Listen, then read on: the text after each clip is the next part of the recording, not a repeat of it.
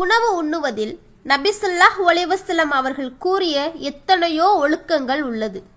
அதில் ஒன்று, உணவை சாப்பிட ஆரம்பிக்கும் முன் அல்லாஹ்வை நினைவு கூறி பிஸ்மில்லாஹி வாலா பரக்கத்தில்லாஹி, அதன் பொருள் அல்லாஹ்வின் திருநாமத்தை கொண்டும் அவனது பரக்கத்தை கொண்டும் ஆரம்பம் செய்கிறேன். பிஸ்மில்லாஹ் சொல்லாமல் சாப்பிடும் சாப்பாட்டில் சைத்தான் பங்கு கொள்கிறான் என நபி ஸல்லல்லாஹு அலைஹி வஸல்லம் அவங்க அறிவித்துள்ளார்கள். நாம் பேச்சுவாக்கிலும் அவசரத்திலும் பிஸ்மில்லாஹ் சொல்ல மறந்துவிட்டால் அந்த உணவு எப்படி பரக்கத் பொருந்திய உணவாகும்? உணவை அளித்த அல்லாஹ்வின் திருப்பெயரை கூறி சாப்பிட வேண்டும் என்பது நபியர்களின் கட்டளையாகும்.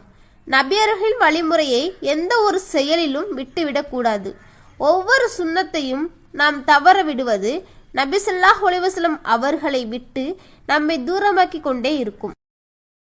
Download ShareChat.